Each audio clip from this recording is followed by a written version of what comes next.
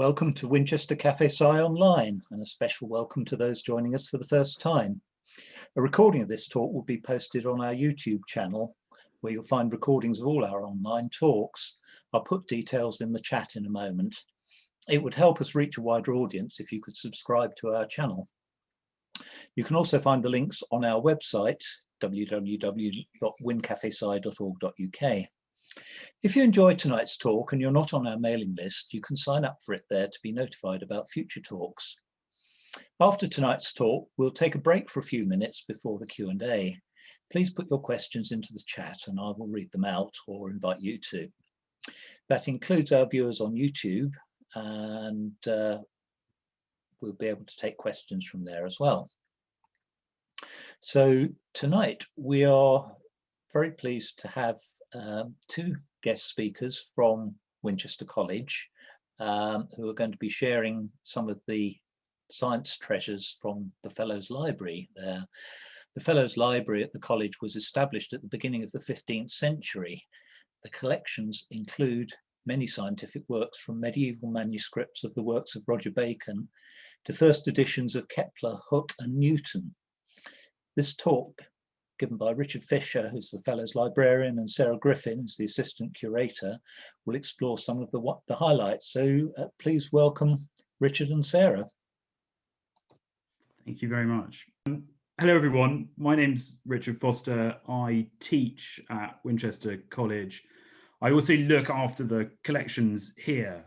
This evening's talk is sort of a taster, really, for what we hope will one day be a real live visit for some of you to the college and for your society.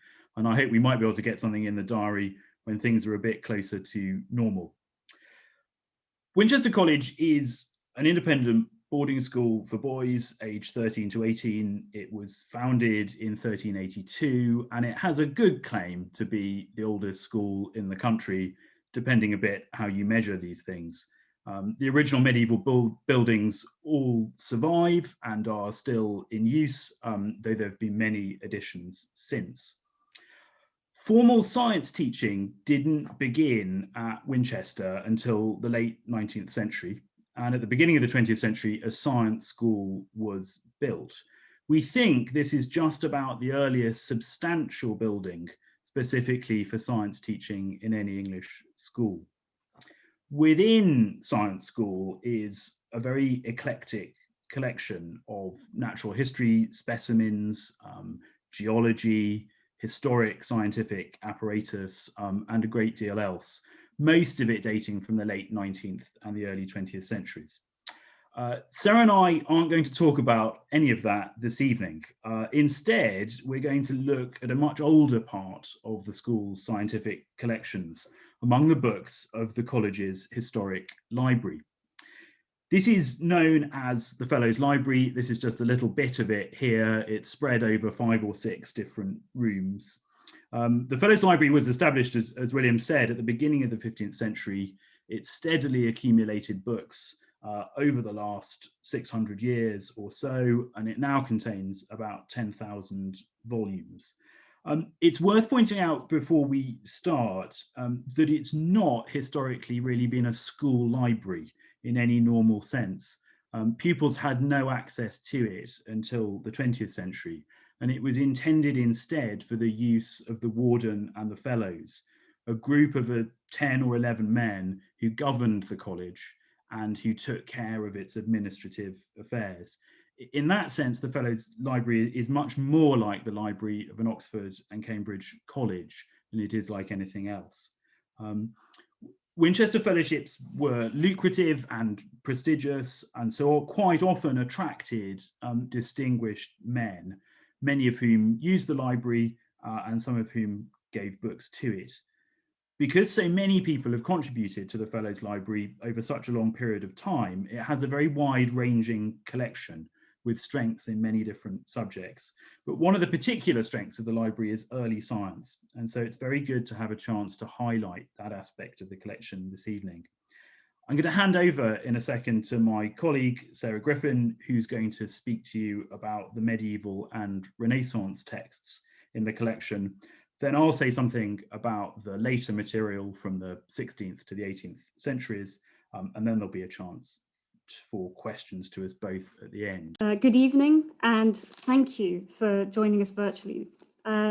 Before I begin, I should clarify that every image that I'm going to talk about in this presentation, aside from just one, are from the Fellows Library at Winchester College. Some of them are up on our online database, and others will follow in the coming months.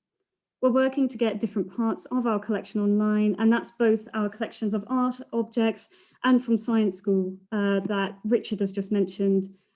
So you might be quite interested in those. I'll share a link in the chat once I finish speaking.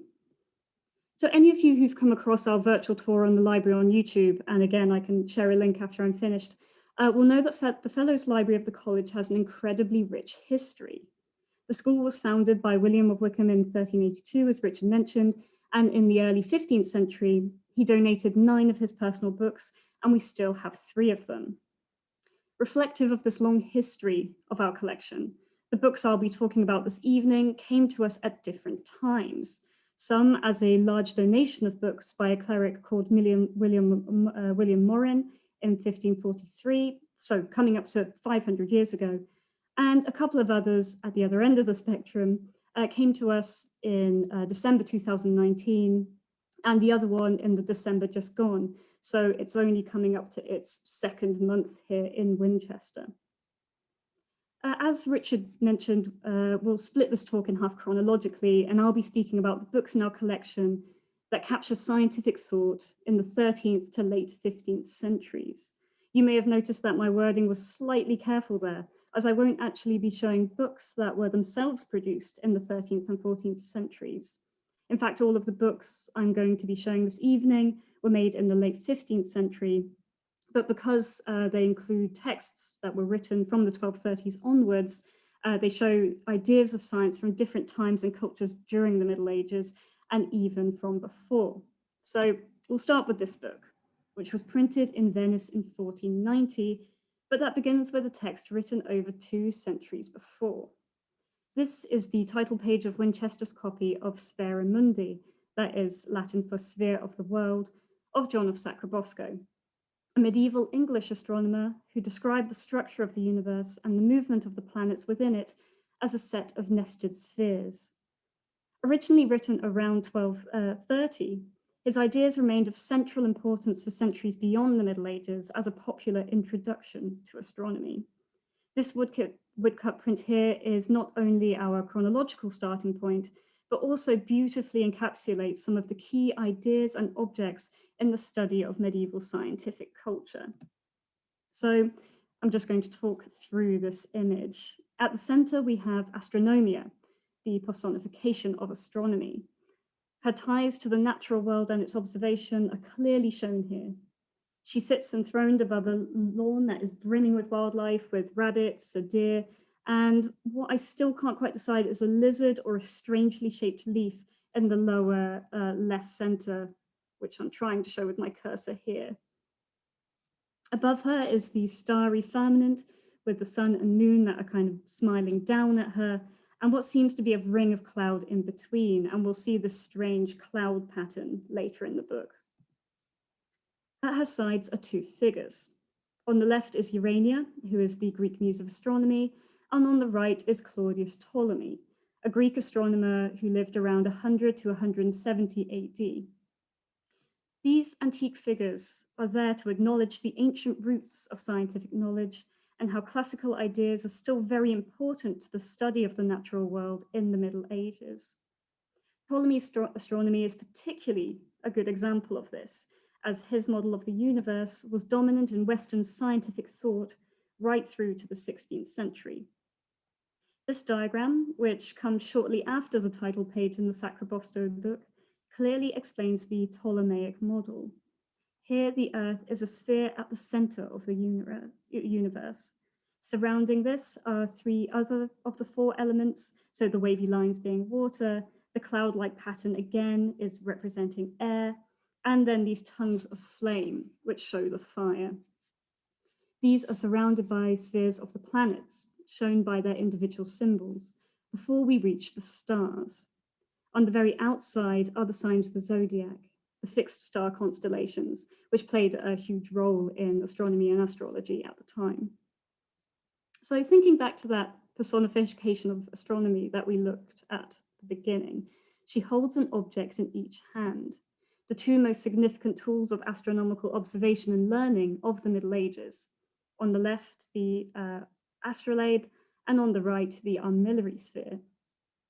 An astrolabe is essentially a two-dimensional model of the universe, the parts of which can be turned to make a model of the universe for a specific moment in time. So it can therefore be used to tell the time, to determine the length of day and night, or to simulate the movement of heavenly bodies. This made them hugely significant to many religions, as they were used to calculate prayer times, amongst many other things. The astrolabe has a very long history, with its earliest form recorded in Alexandria in Egypt in the 4th century, though it was really somewhere between the 8th and 15th centuries that astrolabe production flourished, and this was led by Islamic cultures. It was actually only in the 11th century, or around the 11th century, that Europeans learned of the astrolabe from Muslim Spain, and most of the Latin astrolabes that we have that survive were made between the 13th and 16th centuries. And this is usually the part of the talk where I'd say, go to the Museum of the History of Science, because they have the best collection of astrolabes in the world, though you might have to wait a few months this time. The Arnelia Sphere, which is seen on the right here, is a three-dimensional model of the universe that consists of a framework of concentric rings representing the movement of celestial bodies, by which I mean the planets and stars, and their movement around the Earth. Not only is it held by astronomy on the title page, but a detailed image is included only pages later, and that's the instrument at the bottom right of the slide. In basic terms, these instruments are fairly similar, as they are both models that capture the relationship between the sun, moon, and stars. There's even a story recorded in a 13th century manuscript that the astrolabe was accidentally invented by Ptolemy, who took his donkey for a ride one day. He took it out to observe the sun. He held it up to the sky. That made him drop it. The donkey stood on it, flattened it, and there the astrolabe was born. It's not true, but it is still quite a nice story. It's no surprise that the Arnelia Sphere features so heavily in Sacrobosco, as it has the same purpose as the text, to explain to the viewer how the universe is a set of nested spheres that are nested within one another. And Sacrobosco was not unique in doing so. Other astronomers of his time, such as Robert Grosseteste, also wrote texts of the same general purpose that were also referred to as de sphera, which means on the spheres. Sacrobosco's text was the most popular and was copied from manuscript to manuscript in the following centuries. And let us keep in mind that what a long and laborious process it was to copy a book by hand in the Middle Ages, not just because of the amount of time it took, but also because each page is written on vellum, which is animal skin. So it's quite an expensive and laborious task. The text was first printed in 1472 in Ferrara. This particular copy we have in the Fellows Library was printed in Venice in 1490 and is accompanied by later astronomical texts, though I'll be coming to those a little later. In just a short introduction to these different iterations of Sacrobosco's text, we can get a sense of the significance of book history to the dissemination of scientific ideas. And that brings me back to the title page illustration and one last detail I wanted to look at in it. And that's the book that Ptolemy is holding in his hands, which is full of familiar diagrams and tables. In the Middle Ages, knowledge primarily traveled through books, and translations of their texts allowed scientific ideas to spread between cultures. From the 11th century, there was a great surge in the retrieval and re-editing of texts, including the translation of new Arabic and Greek texts, such as those of Ptolemy or relating to Ptolemy, into Latin. Due to these issues of translation, diagrams were an incredibly useful way of ensuring ideas could be understood in multiple cultures. Manuscripts and printed copies of the De Sphera include diagrams, and this copy is no exception. So we've already seen a diagram of the Ptolemaic universe and of an Arnelia Sphere, but one I'm always desperate to show our visitors is this one here on the right, which shows an optical experiment that demonstrates that the Earth is spherical. So illustrated here are a ship and a tower. The curvature of the ocean obstructs the view of the tower for the observer on the deck of the ship, while the observer on the mast is able to see above the curve of water. And if any of you have seen the 2018 documentary about flat earthers, I think it's called something like Behind the Curve. It's a similar experiment that they accidentally used to prove that the Earth was curved, except in our medieval example, they don't have, they don't use lasers. And while I'm on the topic, if you do want to find out more about scientific ideas in the Middle Ages, such as how they didn't believe that the Earth was flat, there's a brilliant book that I'm going to plug quickly. It was published just here. It's called The Light Ages by Seb Falk. And he really goes into how sophisticated astronomy was during the Middle Ages, particularly from the 14th century onwards. So this takes me on to the next book in the Fellows Library, which is also full of explanatory diagrams and in which is copied a collection of texts by another 13th century figure. Roger Bacon was a medieval philosopher and scientist who studied at Oxford before teaching at the University of Paris. He wrote his works just shortly after Sacrobosco's Sphere Mundi, though, like Sacrobosco, his texts continued to be copied. Winchester owns 2 of Bacon's manuscripts, or more, we own 2 manuscripts which include Bacon's texts, both copied in the late 15th century. I'll just be focusing on the large one this evening, which includes 3 main texts. The longest is the Opus Maius, a huge work that includes texts on perspective, astronomy, weights, alchemy, agriculture, medicine, experimental science, and philosophy of science. In 1267, Roger Bacon sent the Opus Maius to Pope Clement IV, who commissioned the work. The next opus, or the third work, is shorter, and that acts really as both an introduction and a kind of summary to the Opus Maius.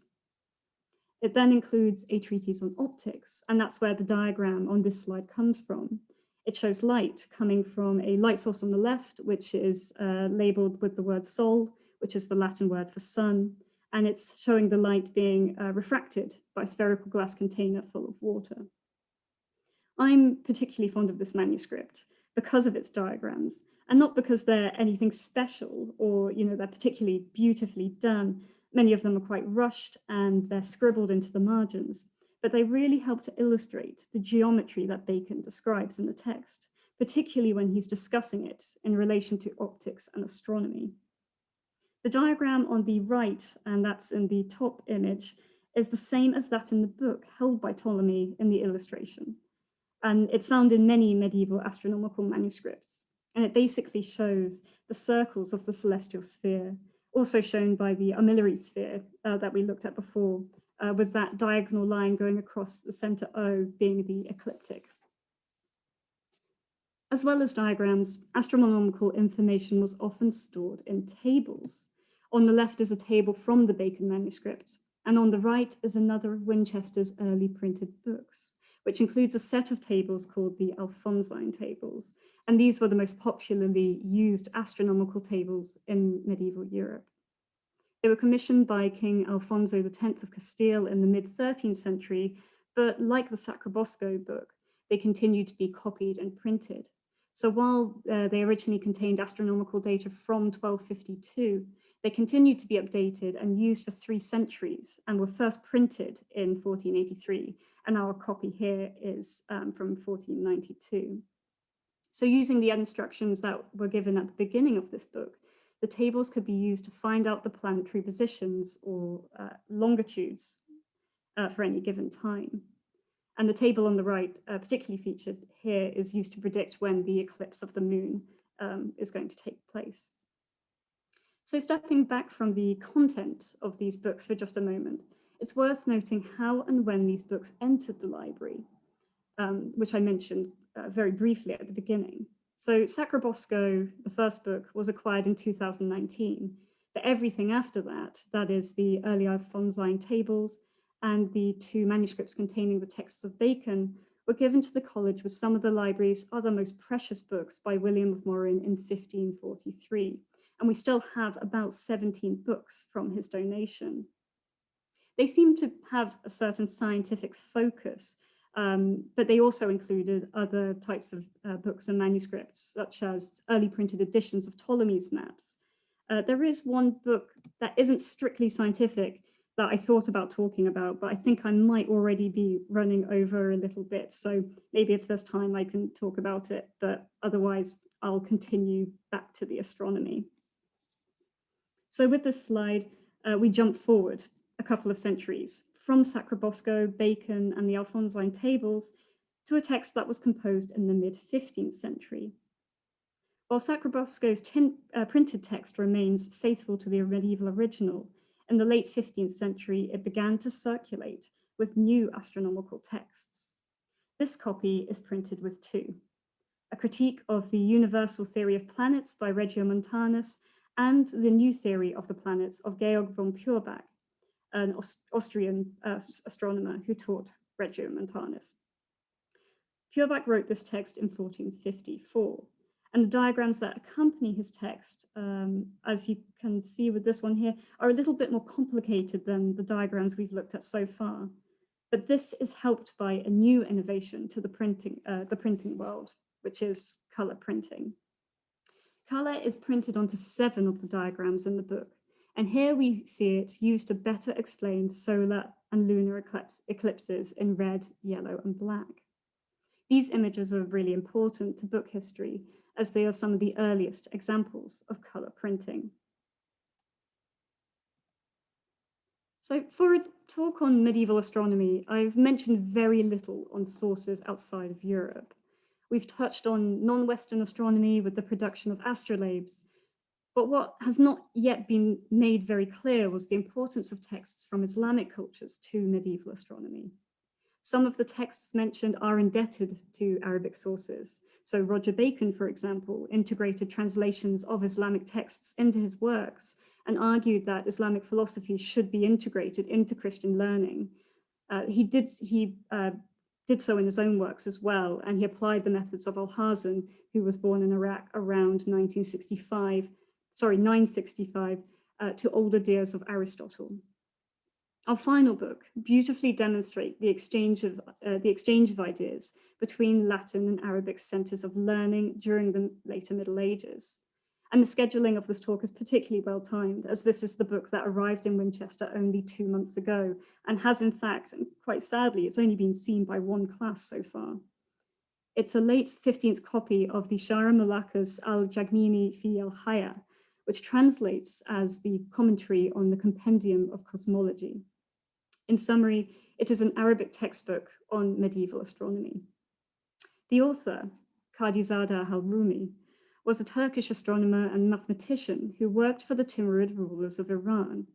The text, which he wrote around 1412, is a commentary on the 13th century text by al-Jagmini, which is essentially a summary of Ptolemaic astronomy and the works of generations of Islamic scholars. In fact, al-Jagmini's is the most widely circulated treatise on Ptolemaic astronomy ever to be written, and was used as the starting point for many translations and commentaries, and I think we know of about 61 that were based on it. The topics include basic astronomical definitions and concepts, parameters of the motions of the planets, and a cosmography of the universe that accounted for God's creation of it. So, as with many astronomers working in the Middle Ages, the practice of improving one's understanding of the natural world was a better way of understanding God's creation, and in its own way, it's a kind of form of worship. This manuscript was probably made in or near Samarkand, where a great astronomical observatory was constructed in the 15th century. It's illustrated with many diagrams of astronomical phenomena. And on the left, in this example, on this slide, we see a solar eclipse on the left and a diagram of the lunar phases on the right. Again, we find a diagram of the Ptolemaic universe, which is still the dominant astronomical model in the 15th century. It isn't surprising to find similar diagrams of this model in both the printed Sacrobosco and in the Arabic text. After all, this image is fairly ubiquitous. However, there are similarities between other diagrams in these two books that suggest there could be a closer connection between these two works.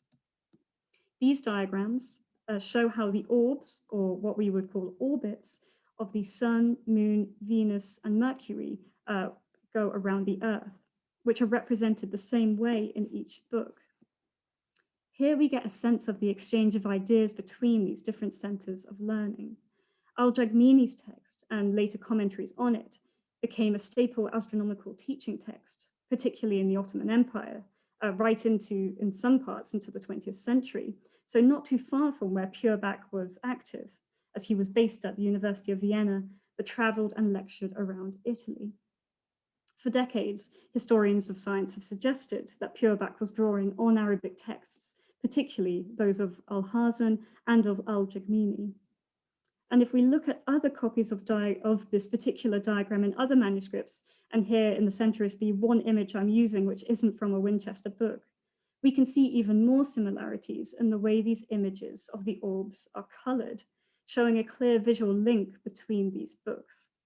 So here we get a nice example of how diagrams can not only show similarities in content, but also in the way they're made, and how this can tell us about how astronomical knowledge spread in the later Middle Ages. Okay, so we're starting to reach the 16th century now, so I think it's probably quite a good time for me to pass on to Richard. Great. Part two then.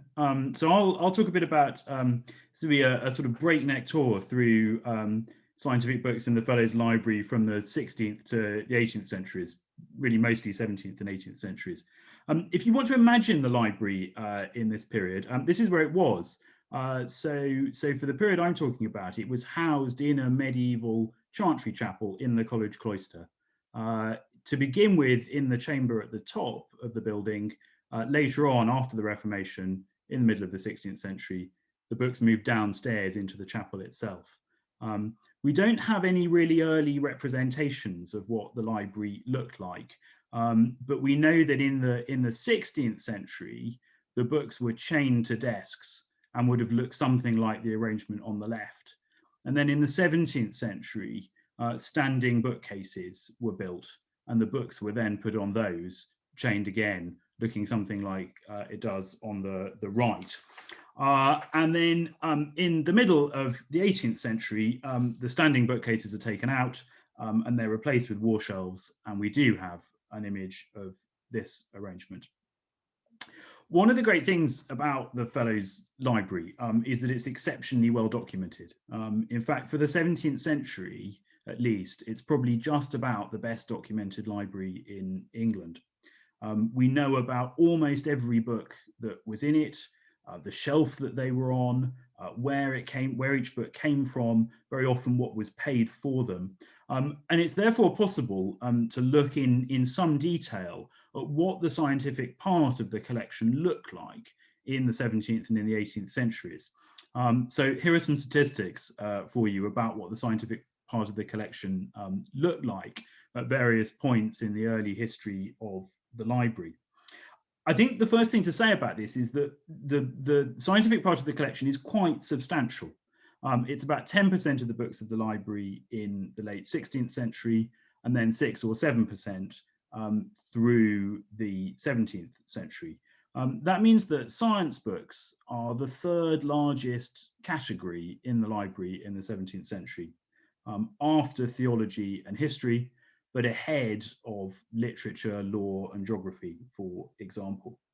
You can also make some interesting comparisons with other 17th century libraries. What emerges from that is that Winchester has an unusually large proportion of scientific books at the end of the 16th century, but a more typical proportion by the middle of the 17th century. In absolute numbers, 66 scientific titles in 1670, the collection at Winchester is quite respectable, but it's clearly by that point a much smaller collection than some large and ambitious university colleges.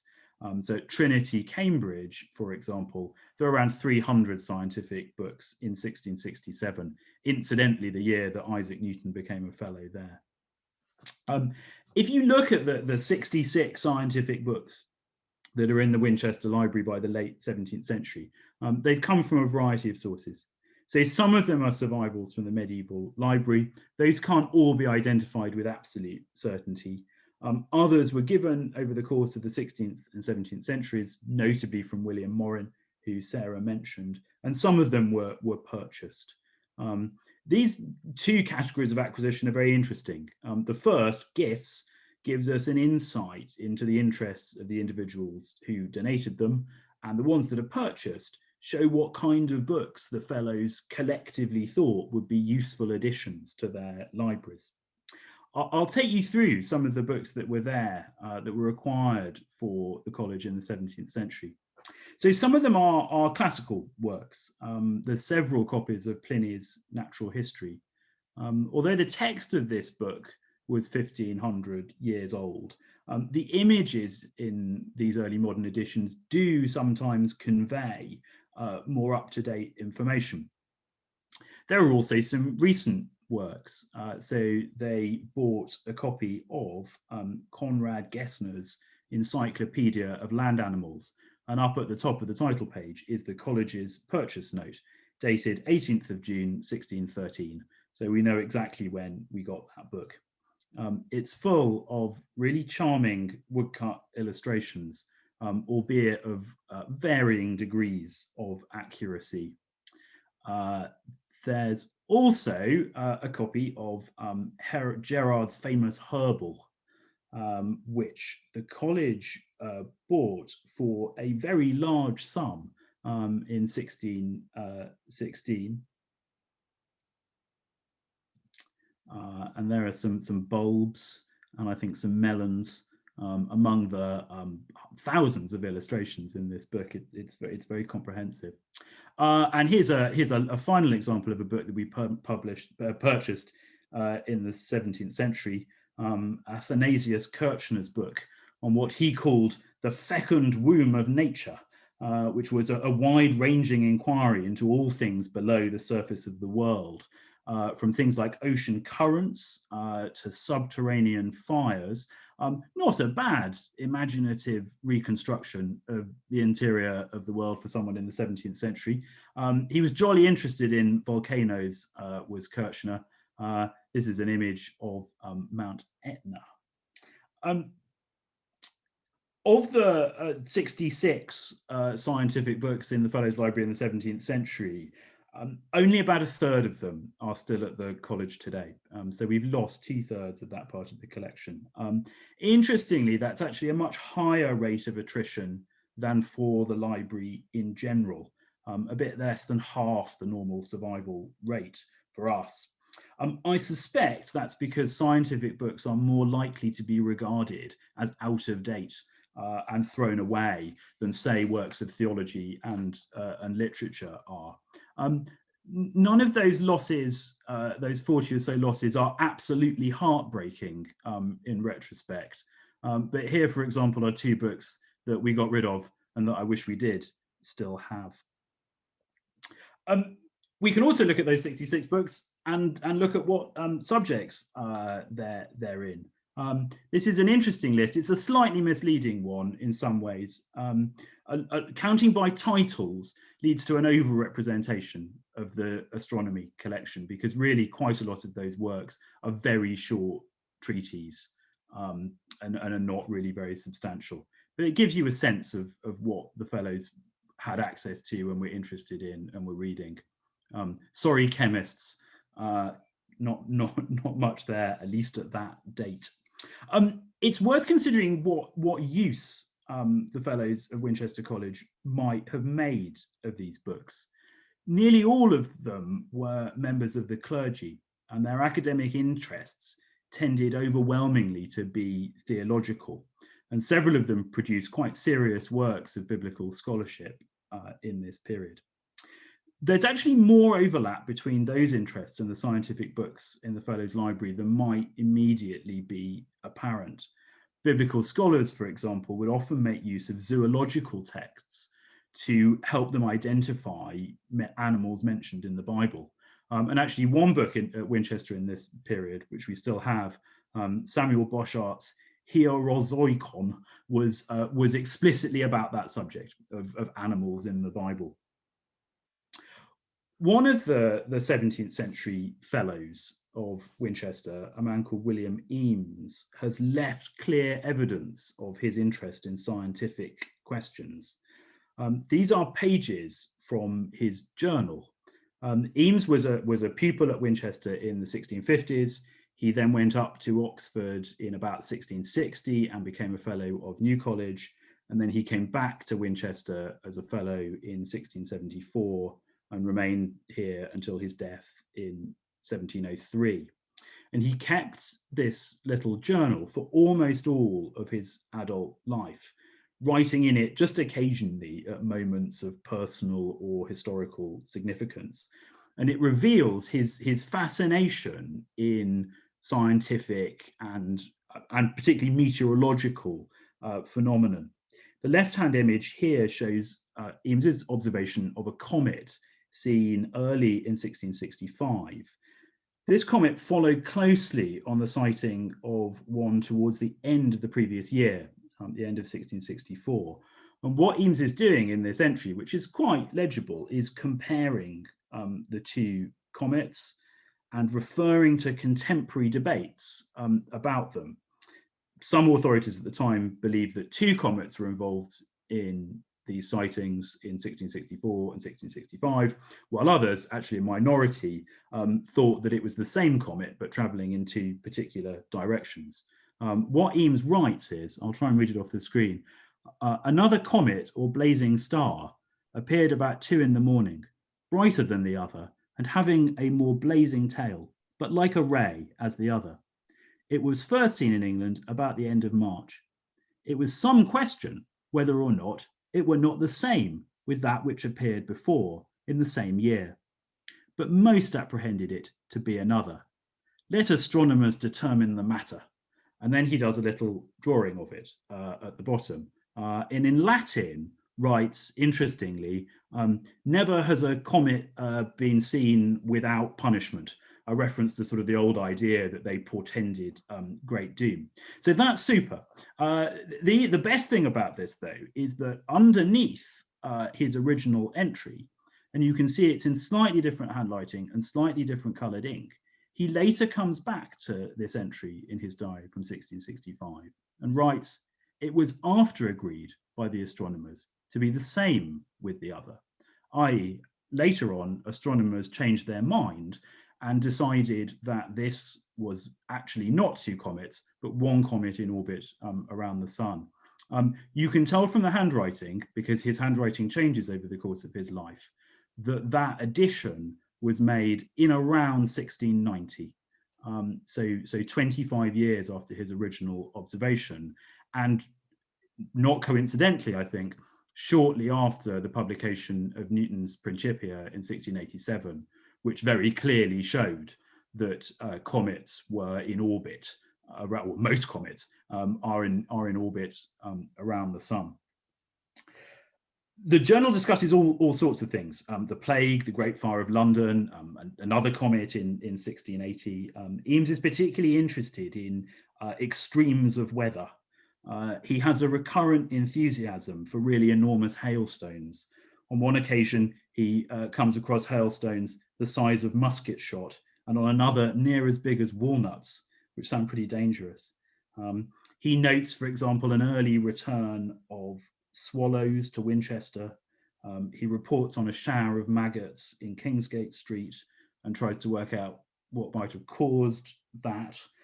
In one section that I think is really interesting, Eames notes the weather on St. Swithin's Day in successive years, and then adds up the number of rainy days, the following 40, to see if there's any truth in the traditional belief that if it rains on St. Swithin's Day, it'll rain for the next 40 days. And if it's fine on St. Swithin's Day, it'll be fine for the next 40 days. And amazingly enough, he discovers that there's no pattern, that it's not true, which I think is a lovely sort of local example of the scientific method and the scientific cast of mind that we start to associate with England in the second half of the 17th century. It's difficult to know whether the scientific curiosity of the fellows and the contents of the fellows' library had any impact on pupils at the school. On the one hand, the boys have very little contact with the fellows. They're not allowed in the library. On the other hand, it does seem clear that the schoolmasters of this period did make some use of the books in the fellows' library. They were allowed in, and many of them were men of considerable learning. It's certainly true that Winchester in the 17th century produces some notable scientific figures. So among them are Thomas Brown, Norfolk doctor, great prose stylist. His book Pseudodoxia Epidemica dismantled numerous popular superstitions, rather like William Eames and St. Swithin's Day. I don't think that's one mentioned. And it's a classical example of the new evidence-based scientific method of the 17th century in action. Last year, we did a little exhibition, or a group of boys in the school did an exhibition about Thomas Brown. One of the things we included in this exhibition was 2 stuffed kingfishers hanging from bits of string. You can see them in the center of the top part of the exhibition. This illustrates a little section in Brown's Pseudodoxia Epidemica, where he dismantles the popular belief that you could use a kingfisher as a weather vane, because he hangs up 2 kingfishers and he finds that they more often than not point in opposite directions, as they did in our exhibition, and so clearly not a very good weather vane. Another important, half important Winchester scientist of the 17th century was a chap called Ralph Bogan, who writes an important treatise on wind. It includes the most detailed and accurate accounts of New World hurricanes published up to that point, for example. When you look at the list of scientific books in the Fellows Library in the 17th century, I think the first thing that strikes you is what's not there. There's no Copernicus, no Kepler, no Hooke, nothing by Harvey, nothing by Boyle, nothing by Newton. Almost all of what we think of as the really groundbreaking science of the period is absent from the library collection at that point. And that particular gap in the collections isn't made good until the middle decades of the 18th century. Then we find that there's a number of donors recorded in the library donations book, which lists gifts to the library, that include a lot of interesting up-to-date scientific books. So in 1750, Charles Scott, one of the fellows, gives a lot of mathematic books, but also an early edition of Kepler. Much more significantly is a big gift of books from a chap called Robert Shipman, an old Wykehamist, former pupil, later a fellow of All Souls. And he gives a lot of scientific books to the college in 1764. He seems to have acquired them much earlier than that, mostly in the early part of the 18th century. Shipman's books include a first edition of Hooke's Micrographia. One of the nice things about the collection at Winchester is that because they're quite wide-ranging, sometimes we can look at objects alongside books that illuminate them. So our copy of Micrographia can be looked at alongside a microscope, very similar in design to the one that Hooke used, and indeed even an 18th century microscope slide with a finely preserved flea that one can compare alongside Hooke's famous illustration. Another highlight of the books that came from Shipman are 3 first editions of Newton's works, including this first edition of Principia Mathematica, a very smart copy with a lovely engraving of the comet of 1680-1681. Also a first edition of Newton's Optics. Alongside Shipman and Scott are a number of other significant donors of scientific books in the 18th century. I'll show you 3 that came from various different sources. This is a first edition of Kepler's Harmonices Mundi, a book of huge importance in the development of an understanding of planetary motion. This is, on the left, a copy of Manilius's Astronomicon, a Latin poem on the heavens. This copy belonged to Nicholas Claude Fabry de Paresque, one of the first astronomers after Galileo to use a telescope and the first to describe the Orion Nebula. and it's bound for him with a monogram on the cover that's made up of the Greek initials of his name laid on top of one another. This is a copy of a book by a French mathematician called Pierre de Montmort. In 1715, Montmort travelled to England to view a solar eclipse that had been predicted by Edmund Halley. Montmort met Halley when he came to England and gave him a copy of his book. And it's that copy that's now in Winchester, with on the page facing the title page is a little presentation inscription from Montmort to Halley. By the late 18th century, then, the college had accumulated a really strong collection of scientific books that was pretty up to date in many areas. At some point, it's not quite clear when, the college began subscribing to the philosophical transactions of the Royal Society. And today we have an almost complete run of the journal from the first issue in 1665 up to the middle of the 19th century. The fellows also seem to have had some interest in the practical pursuit of science, as well as in reading about it. In the 1780s, the library acquired a microscope by Pyfinch and a large Dolland telescope.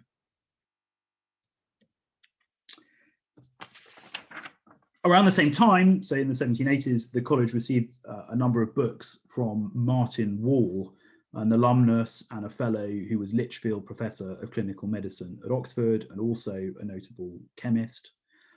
One of the most remarkable scientific books in the whole collection is connected with Martin Wall.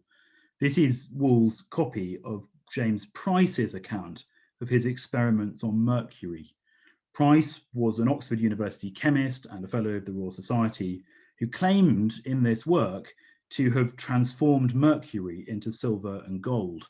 And Price is sometimes described as the last alchemist in England. In his laboratory in Guildford, Price gave public demonstrations of his ability and even presented George III with some of the gold that he had apparently produced. The fellows of the Royal Society were sceptical and asked Price to repeat his experiments with members of the society in the audience. After a little while of trying to avoid this demand, Price eventually, in January 1783, invited the society to Guildford for a demonstration. When the members arrived, only 3 of them, disappointingly in the end, Price welcomed them to his laboratory, but instead of performing his experiments, he drank a solution of prussic acid, committing suicide in front of them. And bound into this copy of Price's book is a letter to Martin Wall from one of the 3 members of the society who was present at that event, recounting to him what had happened. As well as being given books, the fellows also purchased some significant volumes in the late 18th century. They seem to have had a particular interest in botany and in ornithology. The ornithologist John Latham came to live in Winchester towards the end of his life, and several of his descendants actually were pupils at the college. One of the most attractive items in the library came from his daughter, Anne Latham, 3 volumes of drawings of butterflies and moths, some by Anne herself and some by William Jones, one of the leading lepidopterists of the 18th century. That's really where the story of scientific books in the Fellows Library ends, because there are no significant additions after the beginning of the 19th century, and the library itself became essentially moribund from the 1860s. As you've picked up probably though from Sarah's bit of the talk, there in recent years, we've started adding to the collection again.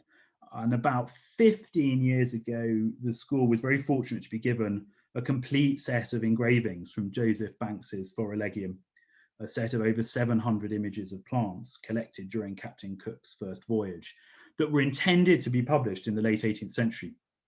And in fact, the copper plates were engraved, but in the end, the money was never there to print them. So they were printed in the 1980s. So these are our 1980s prints of copper plates made in the 18th century. We've also bought some books. Naturally, we've got an interest in acquiring works by important old Wickhamists.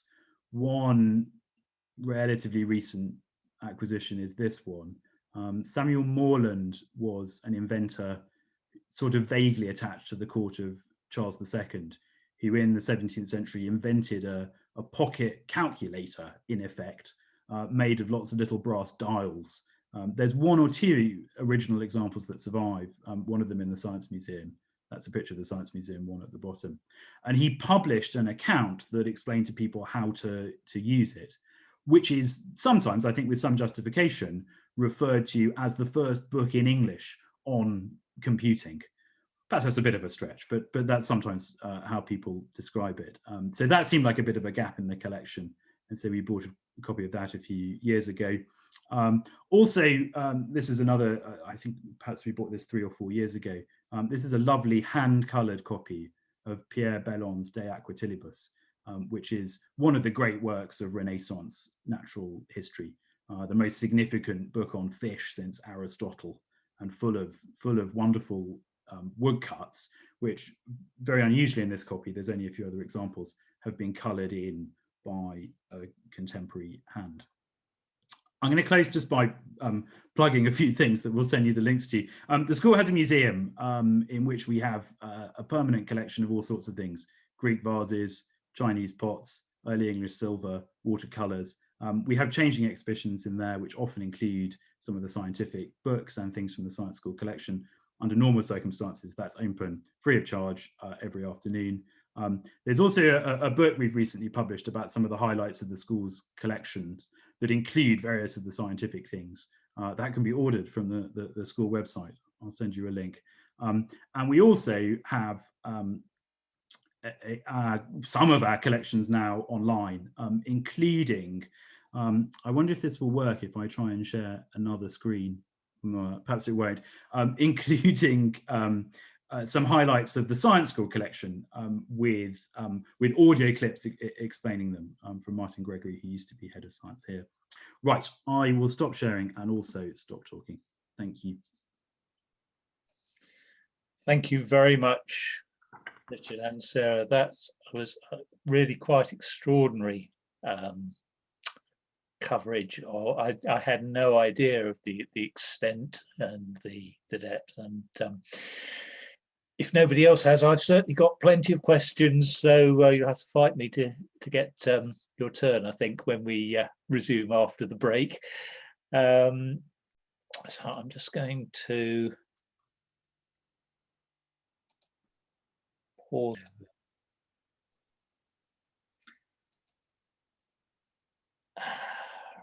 Right.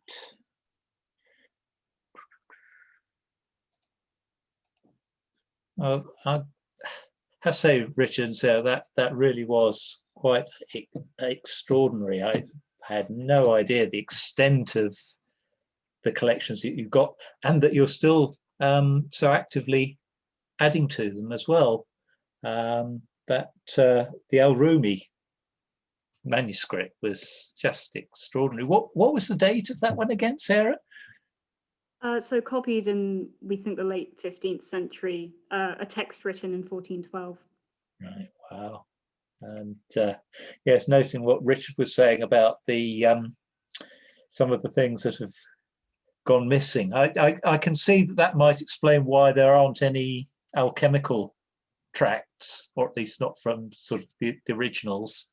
That might well have been superseded, which would sort of account for a lack of anything in the chemistry thing, because there was a time when that was the science, and then it was very rapidly superseded. But yeah, I share your pain about the loss of the Vesalius.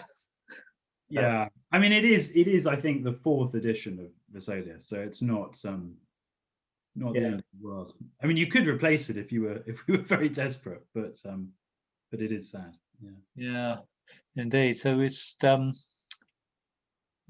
a look at some of the questions that we've got in the. So related to the Vesalius, we do have a couple of medieval medical manuscripts, but sadly no kind of pictures of organs. They have other pictures in them that don't look very medical. But it's quite nice to have something there from the 13th and 14th centuries. At that stage, it was still very much referring back to Galen, weren't they, rather than actually to anything human? Yeah, there are some dissections going on in the 13th century, so there is a little bit on surgery in there, but a lot of it seems to be based around pig dissection as well. So it gets a bit complicated. A skill every Winchester College student needs.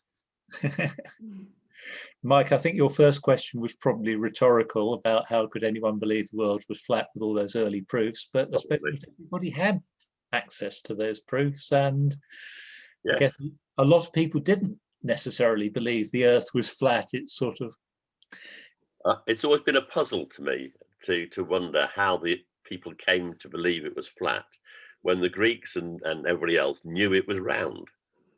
There's actually a really interesting kind of historiography behind it. So in the 19th century, there were these texts by, I'm blanking, John William Draper and Andrew Dixon White or something, either that or similar names to that, where they talk about how in the Middle Ages, everyone thought the world was flat, and it was with Columbus, everything changed. But this was very much this theory of church versus science that they were propagating. And there's this really good book that was written, I think in 1991 even, so actually fairly recently. And I can't remember the name of the author, but it's called Inventing the Flat Earth. And he talks about this history of how people said what people believed in the Middle Ages that was incorrect, that was actually more to do with their own religious beliefs or beliefs about how the church related to science, which was not in opposition as much as it was made out to be. So even the study of people believing about the Earth being flat is really interesting in itself. Who'd have thought that you'd have a situation arising where when more people without scholarly education get access to tools of communication, that notions of flat Earth would become more popular? Just if I jump in, I've got this book, Flat Earth, by Oh, Christine Garwood. speak up a bit. Sorry, I've got this book, Flat Earth, by Christine Garwood, which was published in 2007. And one of her theses is that when Darwin started challenging the religious ideas of origins of life, people divided into two camps, and people then started clinging to what they took to be the biblical view that the Earth was flat, and quite a lot of the modern belief in flat Earth stems from the middle of the 19th century, but I won't distract you anymore. Yeah, no, that's interesting. So you're sort of suggesting that really it's a 19th century view that they tried to cast backwards, in effect. Yeah, I think so. That's certainly what the book I mentioned before was saying, and it's come to me. It's Jeffrey something Russell. So it's not that book; it's another one, but that's the author's name. Milan, do you want to ask your question? And it's a fairly simple one. It's picking up, I think it was Richard's comment, that the library became moribund. And I find it absolutely staggering that a library of this sort of quality would become. But would it also apply to, say, theology or the other topics? Or was it because it was science and perhaps superseded? No, the whole library goes to sleep, really, because in the middle of the 19th century, the fellows stopped living in Winchester. So from the foundation of the school in the late 14th century through to the middle of the 19th century, the fellows, whose library it essentially is, are living on site. But in the middle of the 19th century, they move out. And so there's no one really taking an interest in the library until sort of the 1930s, when some of the teachers at the school suddenly sort of realize what an amazing teaching resource it is, and that's what brings it back to life. Would it have been a historical teaching subject or scientific one? It starts off really with being used in history teaching, though we use it quite a lot in science now. Okay, thanks. I discovered a few years ago that Isaac Newton actually spent most of the last 10 years of his life quite close to Winchester, at Cranberry Park, where his daughter or his niece was living, I think. Not the present house that's there, but the previous one. Are there any documented connections that he might have had with the academic life of the college when he was living those? I am not aware of any. Sorry. No, and I think I've typed Newton into our kind of behind the scenes collection database, which has all of our archival material, and it's never come up. So I might now check again just in case. Yeah, there's Cranberry Park's not often open to the public, but they tend to open on Heritage Open Day, when such things existed. And there is a sundial in the garden that has some sort of inscription that relates to that. I think claimed that it goes back to when Newton was living there, which was where I picked up that reference. But I have no doubt that the family there, who seem to like the historical connections, would be happy to share any further information that they might have had. But equally, I can imagine that if he had had any connection with the college, then that would have come up in somewhere.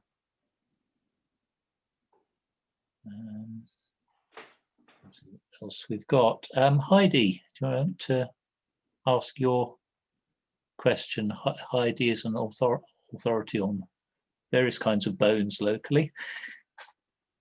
Yeah, I was just interested because you showed those kingfishers that you mentioned in your museum display that your students had done, and I wondered if you have other kind of animal specimens in the collection as well.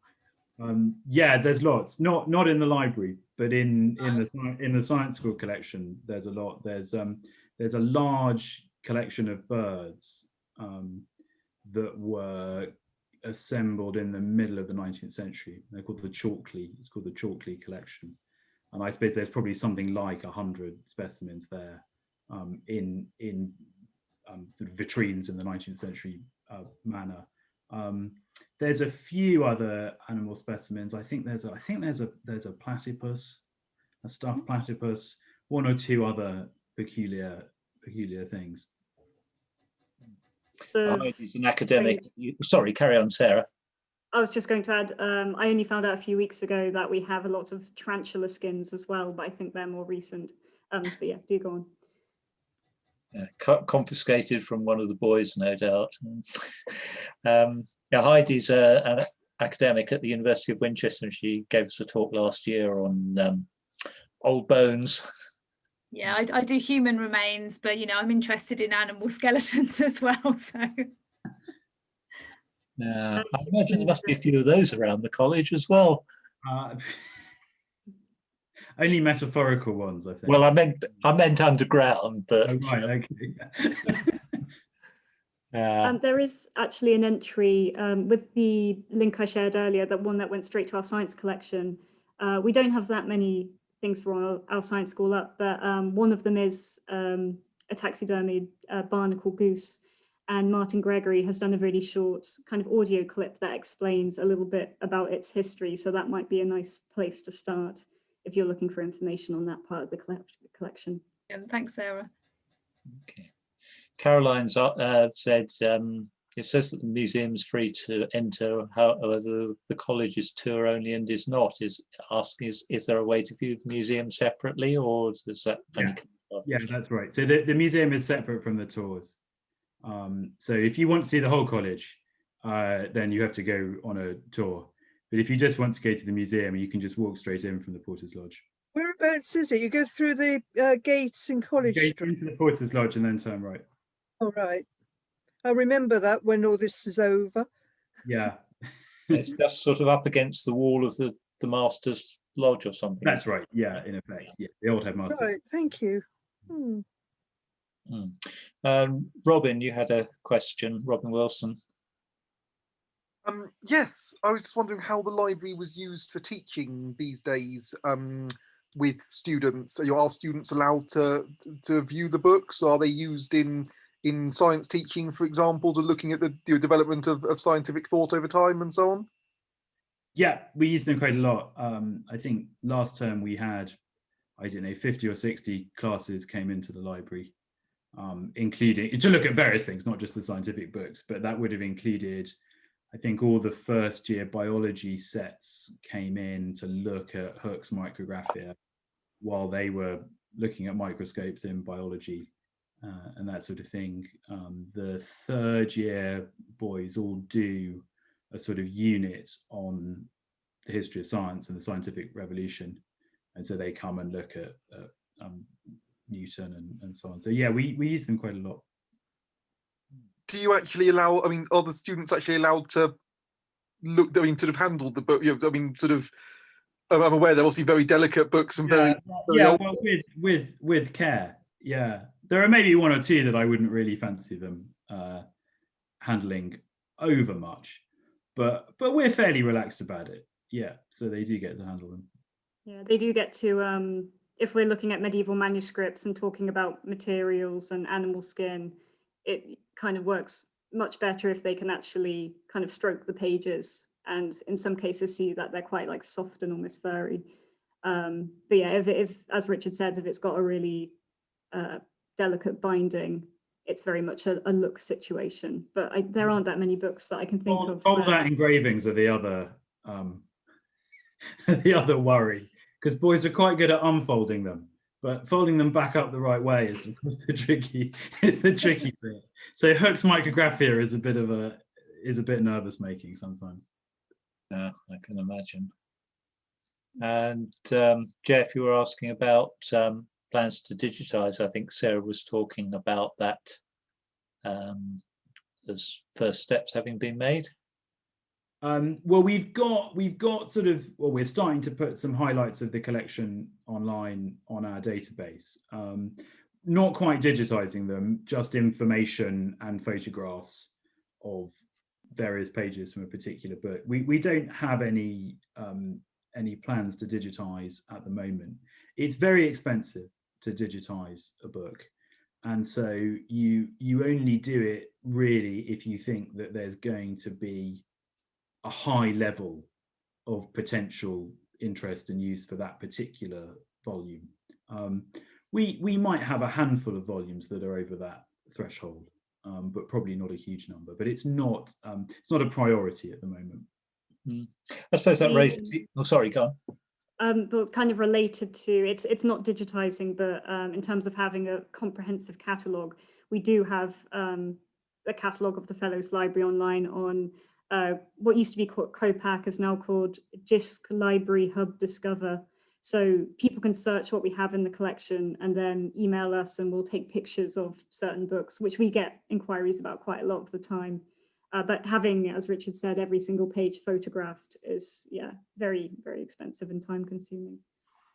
I suppose it raises the interesting prospect of where there are books that you know that were in the library and aren't anymore, if copies of those were available to digitally to be able to link to or something like that to sort of almost recreate the history of the Fellows Library. Yeah, I mean, what I'd really like to do is to find some of the actual copies of books that used to be in the library. I found one book that we had in the 17th century that's now in a private collection. I only know because the chap sort of sidled up to me in New College and said, I think you might be interested to see this, and out of a Sainsbury's bag pulled a book that the college had bought in 1622 or something, and which had been a bit unwisely deaccessioned at some later point. So I know where one of them is. Some of the others must be around. They have distinctive numbers on the forage, so they should be identifiable. Okay, maybe you should ask some of the descendants of the families with long associations with the college if they just could you I think most of them were probably sold rather than stolen. So just sort of borrowed. Gone anywhere really. The fines would be quite an interesting source of revenue by now, I guess. I suppose they would, yeah. I mean, it's worth saying actually that it wasn't, for most of its history, it wasn't a lending library. So if you wanted to read books that were in the Fellows Library, you had to go and sit in the library to read them. I mean, precisely really to discourage theft. I was actually quite interested in your description of how the books were displayed at different times over history, and the move to wall shelves, I suppose, was simply driven by the sheer number of books, which wasn't necessary in the days when you could just have stand desks and everything was there. Right, exactly. So I mean, in the middle of the 16th century, 500 volumes would be a very big library. And so actually, if you have 10 or 15 desks in a room, then you can fit them all on the desks. It's only really as you're exactly right, William. I mean, it's as the volume of printed material and the size of libraries increases that new solutions have to be found for the storage of books. And again, just the. But sorry, William. But I mean, I just sort of follow on from that. The shift from standing bookcases to wall shelves thing. That's really about chaining. So when books are chained, it makes sense to have them on standing shelves that are immediately above or below the desk that you're working at. Once you stop chaining books, and we took the chains off our books in the 1740s, then you can have them all in shelves that are against the wall, and you've got a bit of flexibility then. But I suppose the two go hand in hand really with the if the collection is expanding at that kind of rate, then it just becomes unsustainable anyway. I was also quite smitten with the number of significant works that you had from really the very early days of printing, and how much really became available so early on, so soon after the development of printing, I suppose. Yeah, I mean, we've got, so the library has, so the first proper printed book, which is the Gutenberg Bible, goes on sale in 1455. And books between 1455 and 1500 tend to be treated by book historians as slightly a class apart. They call them inkunabula, which literally means in the cradle. Books from those 45 years.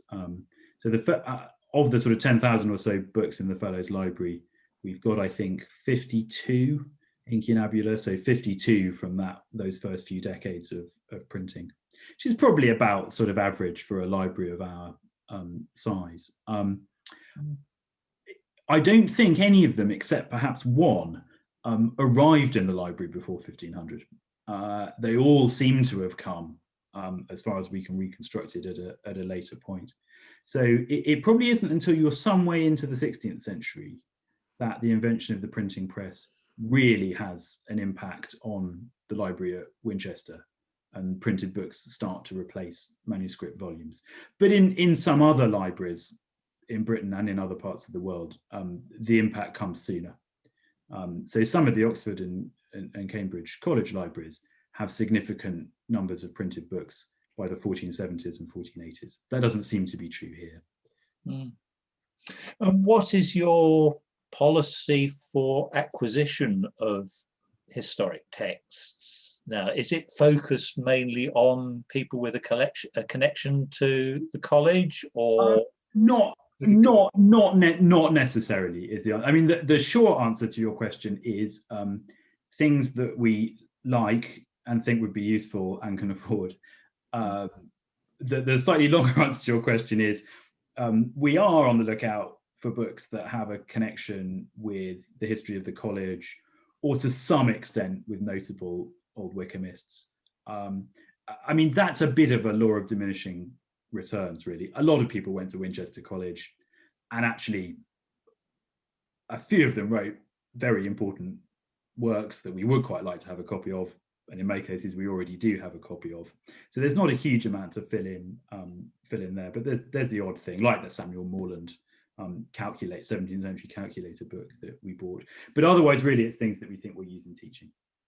So the thinking behind buying that Bellon book about fish was that when boys in the lower school are doing, as part of the GCSE course, they're doing things on the classification of the natural world, then it's great actually to think about the Renaissance beginnings of that in the 16th century, and also just that it's an attractive and appealing book that boys find quite amusing and entertaining. So those are the sorts of considerations, really. And you mentioned the absence of anything to do with Boyle, which would be quite an interesting foundation. Yeah, in the 17th century, there's we don't have anything by Boyle. We do have one or two of his works that came into the library in the 18th century, so some decades after his death, but not the Skeptical Chemist, unfortunately, which is the one that you'd want, isn't it, really? There's a few other books by Boyle. Yes, indeed, quite a difficult work to engage with. I have tried. Right, I need to apply some more time to it. But well, Richard and Sarah, thank you ever so much for an absolutely breathtaking view of the science books that you have. It's quite extraordinary. I had no idea it was as extensive as that, and we would come and visit. Bite your hand off for a chance to come and see them when things return to normal. And as you were saying, certainly the college has survived its share of plagues over the centuries, and I'm sure it'll be back to normal before too long. But yeah, I just invite everybody to show their appreciation, and thank you again both very much. We will now be back on Monday the 1st of March, looking at the study of paleontology through COVID lockdown, and we look forward to seeing many of you all then. Thank you very much.